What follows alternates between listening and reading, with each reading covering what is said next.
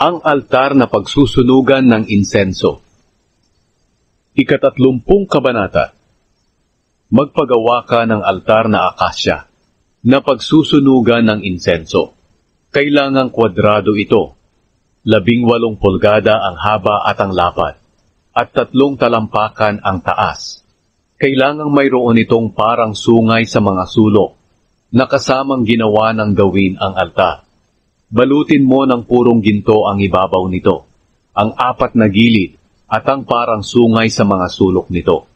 At lagyan mo ito ng hinulmang ginto sa palibot. Palagyan ng 2 argolyang ginto sa ilalim ng hinulmang ginto sa magkabilang gilid ng altar, para pagsuksukan ng mga tukod na pambuhat dito. Gumawa ka ng tukod na gawa sa kahoy ng akasya, at balutan ito ng ginto. Ilagay ito sa harap ng altar sa telang tumatabing sa kahon ng kasunduan. Doon ako makikipagkita sa inyo. Tuwing umaga kapag mag-aasikaso si Aaron ng mga ilaw, magsusunog siya ng mabangong insenso sa nasabing altar. At sa hapon kapag magsisindi siya ng ilaw, magsusunog siyang muli ng insenso. Dapat itong gawin araw-araw sa aking presensya ng susunod pang mga henerasyon. Huwag kayong mag-aalay sa altar na ito ng ibang insenso, o kahit anong handog na sinusunog, o handog para sa mabuting relasyon, o handog na inumin.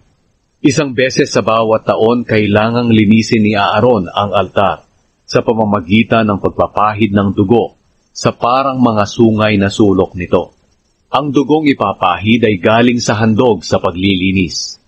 Dapat itong gawin bawat taon ng susunod pang mga henerasyon dahil ang altar na ito ay napakabanal para sa akin.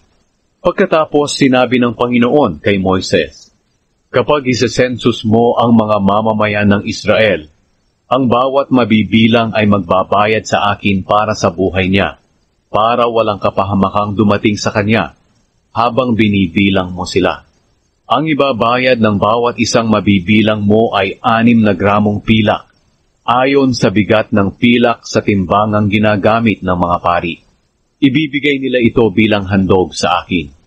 Ang lahat ng may edad na 20 pataas ang maghahandog nito sa akin.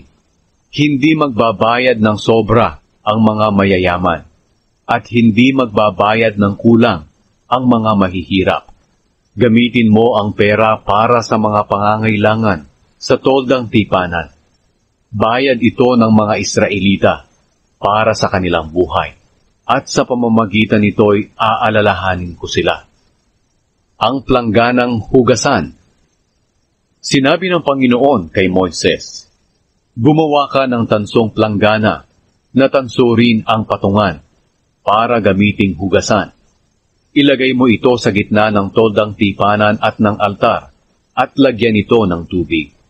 Ito ang gagamitin ni Aaron at ng mga anak niya sa paghuhugas ng mga kamay at paa nila, bago sila pumasok sa toldang tipanan, at bago sila lumapit sa altar, para mag-alay sa akin ng mga handog sa pamamagitan ng apoy. Kailangan nilang hugasan ang mga kamay at paa nila, para hindi sila mamatay. Dapat sundin ni Aaron at ng mga angkan niya ang mga tuntuning ito hanggang sa susunod pang mga henerasyon. Ang langis na pamahid. Sinabi ng Panginoon kay Moises, kumuha ka ng pinakamainam na mga sangkap, 6 na kilong mira, 3 kilo ng mabangong sinamon, 3 kilong asukal, at 6 na kilong kasya. Kailangan ang bigat nito'y ayon sa timbangang ginagamit ng mga pari, at 1 galong langis ng olibo. Sa pamamagitan nito, makakagawa ka ng banal na mabangong langis na pamahid. Pahiran mo ng langis na ito ang toldang tipanan, ang kahon ng kasunduan, ang mesa, at ang lahat ng kagamitan nito, ang lalagyan ng ilaw, at ang lahat ng kagamitan nito.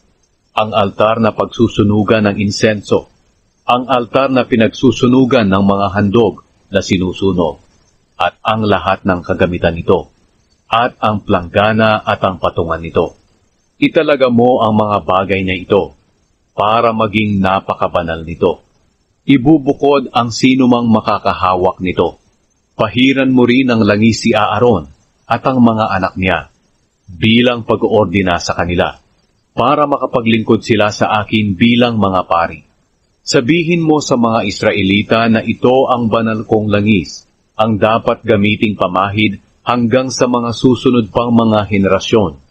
Huwag niyo itong ipapahid sa ordinaryong mga tao, at huwag niyo rin itong gawin para sa mga sarili niyo lang. Banal ito, kaya ituring niyo rin itong banal. Ang sinumang gagawa ng langis na ito o gagamit nito sa sinumang hindi pari, ay huwag na ninyong ituring na kababayan. Ang insenso. Sinabi ng Panginoon kay Moises, kumuha ka ng pare-parehong dami ng mababangong sangkap, estakte, onika, galbano, at purong kamangyan.